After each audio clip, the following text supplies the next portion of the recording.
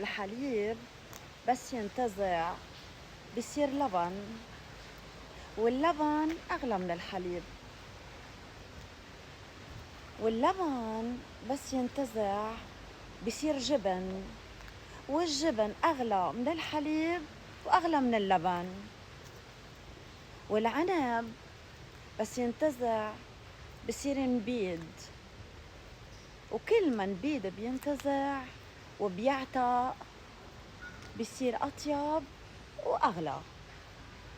وهيك بني آدم كل ما بيمرق عليه وبيندعك بالحياة وبيغلط بيتعلم، بصير أقوى، بصير أغلى، وقيمته بترتفع. تمام وخلصت.